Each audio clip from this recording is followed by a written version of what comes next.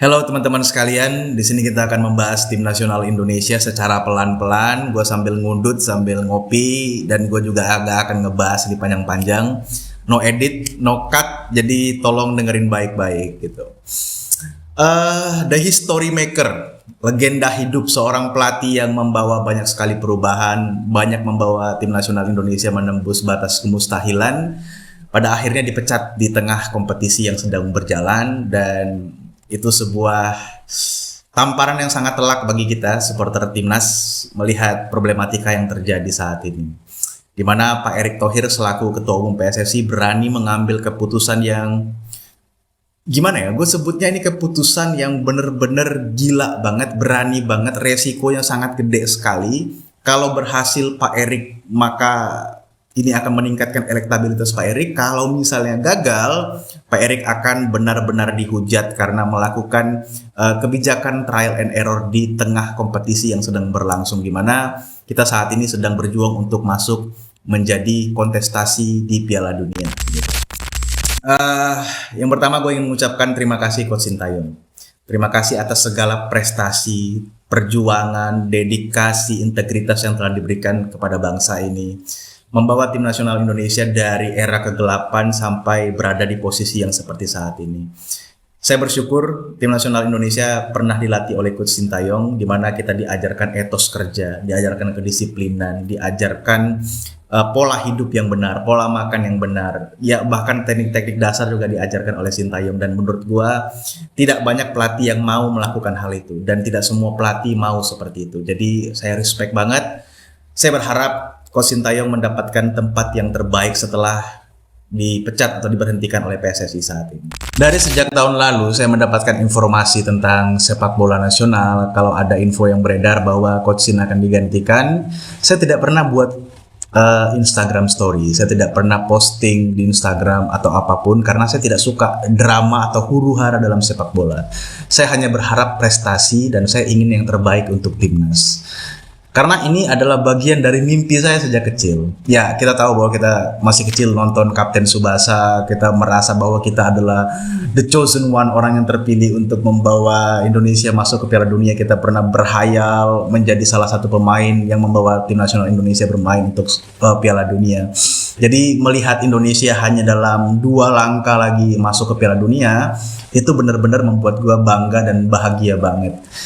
Nah, dari sejak tahun lalu gue mendengar itu, gue selalu keep gitu. Gue selalu keep, dan ada orang yang bertanya, gue diskusi dengan salah satu subscriber gue yang udah jadi teman ya, tongkrongan banget lah kayaknya.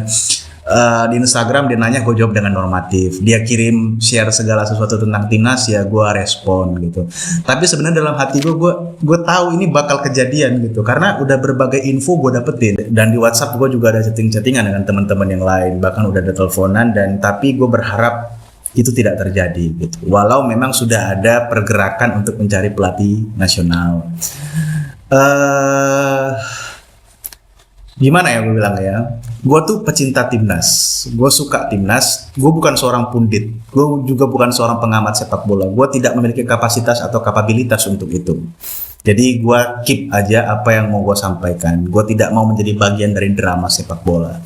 Tapi karena gue pecinta timnas, gue pengen timnas masuk Piala Dunia, apalagi ditambah saat ini salah satu sepupu saya itu bermain untuk tim nasional Indonesia, dan gue nggak mau sebut nama, nanti suatu saat kan bakal tahu. Kenapa gue tidak mau sebut nama? Karena saya tahu dia adalah seorang atlet. Gue tidak mau mengambil keuntungan, pansos dan lain sebagainya. Gue cuma berharap dia bisa membawa Indonesia menjadi lebih baik dalam setiap pertandingan dan membawa Indonesia terbang jauh, apalagi terutama dia masuk menjadi salah satu pemain utama di Piala Dunia atau membawa Indonesia masuk ke Piala Dunia. Itu membuat gue sangat-sangat bangga sekali. Ya, tepat pada tanggal 6 Januari 2025 ini menjadi kado bagi kita semua bahwa The History Maker Coach Sintayong pada akhirnya diputus kontraknya oleh PSSI dan digantikan oleh seorang pelatih dari Eropa, dari negara Belanda. Ada berbagai nama yang mencuat. Gue berpikir atau sempat berharap bahwa itu adalah Louis van Gaal, tapi ternyata Louis van Gaal sudah menolak dan media Belanda sudah mengatakan no, Van Gaal tidak akan melatih Indonesia, dan sudah dipastikan juga bahwa pelatihnya adalah Patrick Kluivert. Apalagi Fabrizio Romano sudah bersabda, kalau sudah Fabrizio biasanya ya 90% sudah fix lah kalau memang Patrick Kluivert yang akan melatih tim nasional sepak bola Indonesia. Ini yang membuat kekecewaan saya semakin mendalam, kekhawatiran saya semakin mendalam karena melihat penggantinya sebenarnya sejujurnya tidak lebih baik dari Sintayong secara CV. CV-nya tidak terlalu baik dari Sintayong. Mungkin dari gaya komunikasi, taktikal, mungkin aja bisa nyambung atau klop dengan pemain-pemain uproad. Ya biasa mereka bermain ofensif 4-3-3 atau 4-2-3-1, mungkin akan diterapkan di taktikal tim nasional Indonesia yang selama ini bermain dengan 3-4-3 gitu. Tapi pertanyaannya, apakah semua itu akan merubah keadaan dalam waktu yang singkat? Jawabannya kan tidak juga. Jawabannya belum tentu, jawabannya belum pasti, apalagi belum ada chemistry antara pelatih dengan pemain. Ya walaupun dari segi komunikasi semua bisa dibangun dengan lebih baik karena bahasanya tidak asing dan sudah terbiasa dengan gaya pola seperti itu, apalagi yang melatih adalah seorang legenda Belanda, Patrick Kluivert itu legenda Belanda, kita semua tahu, dan dia juga adalah legend Barca. Sebagai seorang striker, sebagai seorang pemain, ya dia top banget, berkualitas banget, tapi sebagai seorang pelatih kan belum teruji, gitu masalahnya. Di sisa pertandingan kita melawan Australia, Bahrain, kemudian Cina, Jepang, dan kita berharap mengambil keuntungan atau kemenangan melawan Australia, kemudian mengambil kemenangan melawan Bahrain, Cina, pokoknya sapu kemenangan yang sangat sebesar-besarnya, bisa mengambil kesempatan yang sangat besar, apalagi terutama melawan Cina dan Bahrain, kemudian seri melawan Australia, kira-kira seperti itu, dengan harapan kita bisa masuk ke Piala Dunia. Sementara kan saat ini kita berada di posisi urutan ketiga di kualifikasi Piala Dunia. Gue nggak tahu ya, apakah memang PSSI sudah benar-benar menghitung manajemen resikonya apa yang akan terjadi, atau mungkin ada pembicaraan lebih dulu dengan beberapa pemain-pemain senior bahwa kita akan mengganti pelatih nih dengan pelatih yang berasal dari Eropa atau berasal dari Belanda yang mungkin penerapan taktikalnya bisa lebih Anda pahami atau mudah untuk dipahami sesuai dengan komposisi pemain. Tapi kalau kita melihat komposisi pemain pun saat ini lebih banyak itu kan di daerah back dan keputusan Sintayong memakai formasi 3-4-3 ya karena memang stok back kita tuh kan banyak banget saat ini. Banyak banget stok back kita. Ada Elkan, ada Rizky Ridho, ada Hapner, ada Jai Ijes, ada Kelvin Verdonk, ada Kevin Dix, ada Miss Hilgers, kemudian ada Sandy Walsh, ada Eliano, kan itu banyak ya yang bermain di side back ataupun center back. Jadi gue nggak ngerti kalau seandainya bermain dengan pola ofensif 4-2-3-1 atau 4-3-3, siapa yang akan dikorbankan, siapa yang akan bermain, apakah mereka bermain langsung klop dengan formasi seperti itu? Tentu saja jawabannya ya nggak bisa juga kita katakan langsung nyetel ya, apalagi sudah terbiasa dengan bermain seperti itu, karena chemistry dalam pertandingan itu kan penting. Misalnya kita melihat chemistry antara Jai Ijes dengan Rizky Ridho itu kan chemistry-nya sangat kuat sekali, mereka sudah solid banget di belakang gitu, mereka sepertinya sudah mengerti satu dengan yang lain, mereka sudah terbiasa bermain bersama. Di kiri ada Kelvin Verdonk, di kanan biasanya Sandy Walsh atau Kevin Dix gitu. Nah di tengah ini kan ada Tom Hai, ada Ivar Jenner gitu.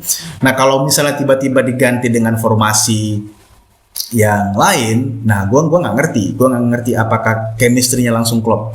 Gue berharap sebenarnya yang terbaik aja untuk timnas. Gue berharap ini akan berjalan mulus, walau ya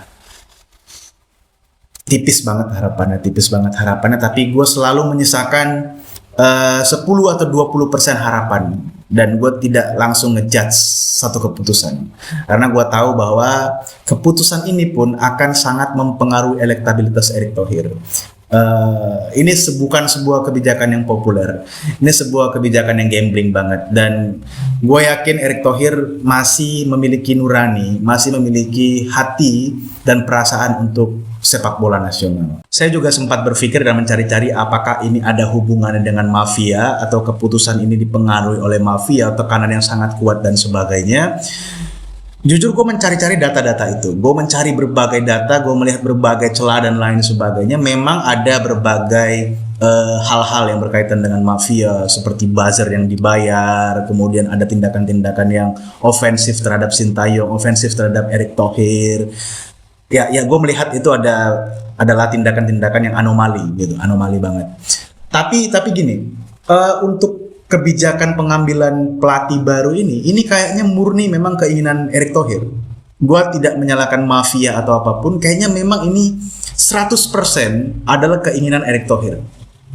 Keinginan Erick Thohir yang punya ambisi besar membawa sepak bola nasional masuk ke Piala Dunia untuk pertama kalinya, di mana dia ingin meninggalkan legacy sebagai ketua umum PSSI atau ketua federasi yang pertama kali berhasil membawa Indonesia masuk ke Piala Dunia. Dan saat ini kan dia juga menjadi bagian dari pemerintah ya. Kalkulasi politiknya, kalau ini berhasil, maka elektabilitas Erick Thohir itu akan benar-benar melejit tinggi. Tapi kalau gagal, ini juga reputasinya benar-benar dipertaruhkan. Jadi memang kalau seandainya orang lain yang menekan Erick Thohir, ya mungkin ada tekanan, tapi setidaknya Erick Thohir juga nggak bodoh-bodoh banget menurut gue. Dia nggak bego-bego banget, dan dia juga bukan seorang yang mudah dipengaruhi dengan cara yang seperti itu. Karena ini berbicara tentang reputasi dan kredibilitas. Kalau dia berani mengambil satu keputusan yang ditekan oleh berbagai pihak, ya dia pasti akan benar-benar hancur karirnya gitu loh. Tapi ini dia berani mengambil satu keputusan, kayaknya seperti yang gue sampaikan tadi, ini ada kaitannya dengan ambisi besar secara pribadi. Walau kebijakannya itu benar-benar gambling dan trial and error gitu, belum tentu juga berhasil. Ya apapun itu, gue berharap tim nasional Indonesia bisa melanjutkan prestasinya, bisa melanjutkan permainan terbaiknya di sisa-sisa kualifikasi Piala Dunia. Karena ini satu-satunya jalan, satu-satunya cara dari banyak cara yang kita lakukan. Dan sampai saat ini kita paling dekat dengan Piala Dunia itu ya saat ini gitu. Kalau tidak saat ini dilakukan, ya kemungkinan kita akan masuk ke Piala Dunia 6 tahun atau 5 tahun lagi, kita butuh waktu gitu. Belum tentu pemain-pemain yang saat ini upload itu masih bisa bertahan dengan usia mereka, ada yang 30 lebih, ada yang 28 kan gitu. Jadi menurut gua ya ini adalah kebijakan yang penuh dengan resiko yang diambil oleh Erick Thohir demi menuju Piala Dunia. Walau saya rasa ini bukan sebuah kebijakan yang tepat. Tapi sebagai seorang pendukung timnas, saya akan tetap mendukung tim nasional Indonesia.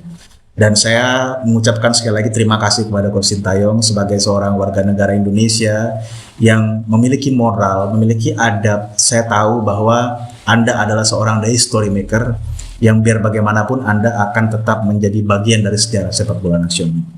Nah, untuk teman-teman sekalian, itu pesan saya bahwa memang ini adalah ambisi besar Erick Thohir untuk menuju Piala Dunia.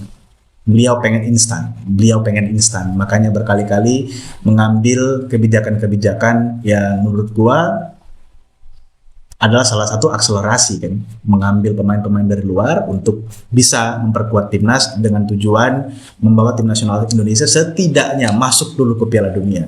Bagaimana nanti di Piala Dunia itu kan lain soal gitu. Tapi semoga yang terbaik untuk tim nasional Indonesia.